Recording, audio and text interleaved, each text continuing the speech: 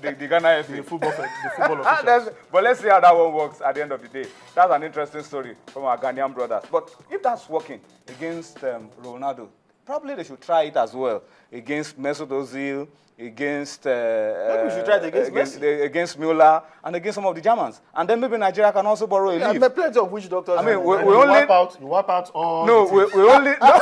And then Africa, we just throw and pick up the World Cup. That's an interesting story. But let's see how it ends at the end of it all. All right, but we'll go on a break now. Something interesting around the World Cup as well. It's not just the football that you see on the pitch.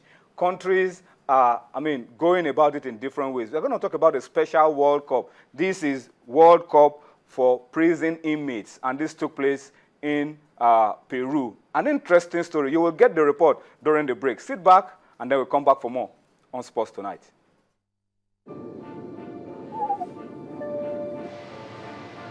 What I wanted to ask is what Phil's up to. Is Jack, he... have you seen who it is? You're right, it is him. Oh, he's such a legend. Such a talent. I mean, winning 3 World Cups. I know. Oh, look, here he comes.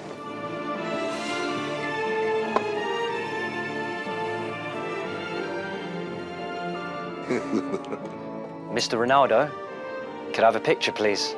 Yeah. Thanks. Thank you. You're welcome. Connecting every fan of the game. Fly Emirates. Hello tomorrow. The World Cup goes to prison, at least for inmates in Peru, as inmate teams from 12 countries converged in Lima on Monday in the high-security tournament. But they are not just showing off their soccer skills. These prisoners also put on an opening ceremony on the grounds of Lima's Miguel Castro prison before former World Cup players from 1970 went head-to-head with prisoners for a friendly match.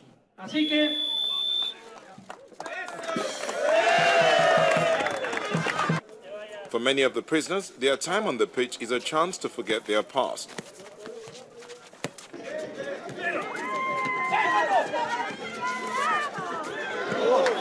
Hopefully will go well, and that all the bad things we've gone through will be forgotten.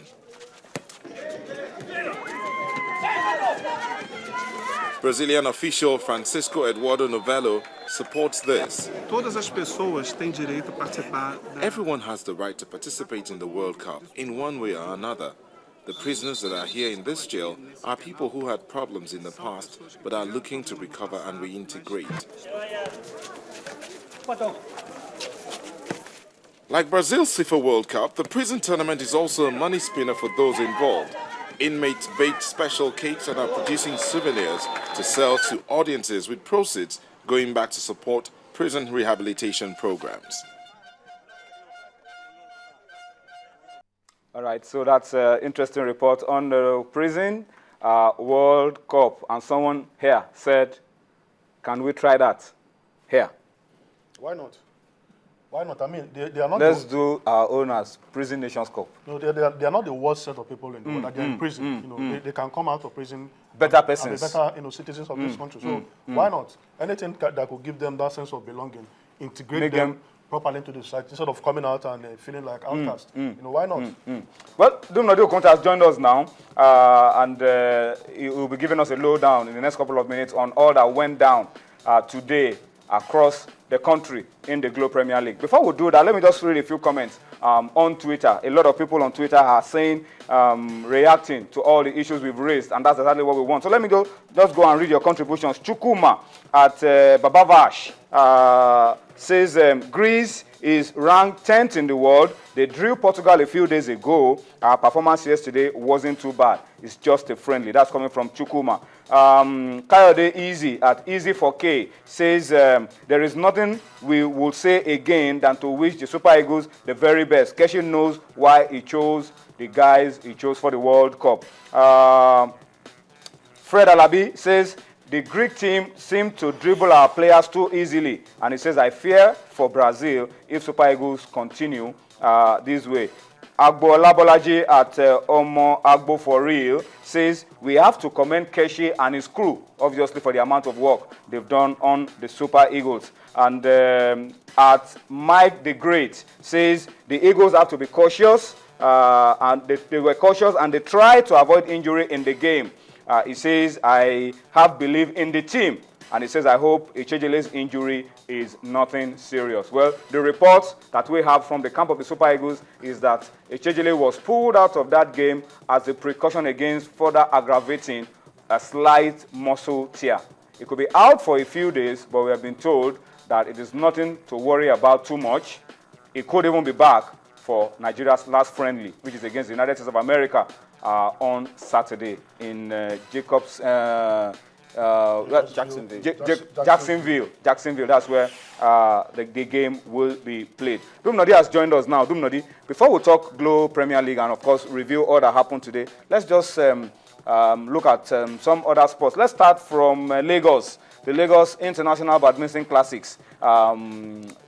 Today, we had the preliminary draws. Tomorrow, the main draws will take center stage. Well, international players are around for this one. After the focus is going to be on Czech Jan Folic, by 2 in the world, and France, our journeys. These are the focus.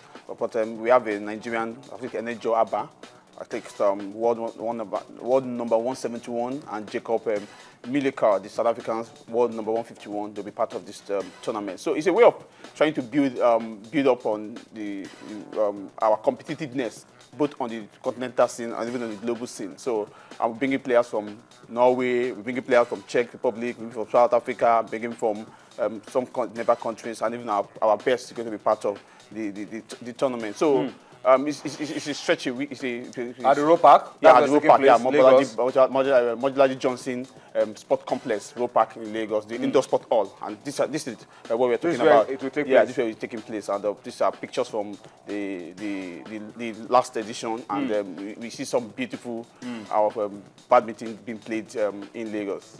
All right, so please, if you're a lover of badminton, create time to be a part of what the Lagos Badminton Federation is Badminton Association is putting together. The Lagos International Badminton Classics are currently taking place. Let's talk Taekwondo very quickly. Dumno, the Taekwondo Federation are also trying to do a few things to further improve the quality of the sport in Nigeria. It's a clinic? It's a clinic. It's a clinic. It began on the 1st. It's going to run through from 1st to 7th. Throughout this week? This week, yeah. It's been organized by the Nigerian Taekwondo Federation. 24 participants from the FCT, Oyo, Lagos, Imo, Delta, Plateau, even from the Federal University of Technology, Mina, and the Nigerian Security and Civil Defense Corps are going to be part of this seminar. It's just a way of making them understand the latest competition rules, because every day keep changing. So we have to be aware of be in tune with the changes in what Taekwondo, the latest technological gadget to be used, and prepare our referees for the 2015 All-African Games. So a lot of things will go on, and of course being organized by the federation led by George Ashiru, and of course the technical director Chika Chukwumerije. So it's just a way of, it's like capacity building, so that we don't get shut out in the latest happening in Taekwondo. All right, so that's encouraging, and we must commend George Ashiru and of course all those involved in all of this. Suddenly, sports that we classified as lesser sports in the past are beginning to get prominence, and we hope that stays this way for a long time to come. We're going to be switching gears now. We'll be focusing on domestic football, the Glo Premier League. But we're starting off by taking you to Port Harcourt for you to listen to an exclusive interview that I had with the Honorable Commissioner for Sports in Rivers State, Fred Igwe, speaking about Sharks of Port Harcourt. About this time last season, Sharks were rooted to the bottom of the Glo Premier League, and it looked like all hope was lost. This season, Sharks have been on top of the log for a very long time. What's the story? The first question I posed to Fred Igwe is, what is the story? What's the magic?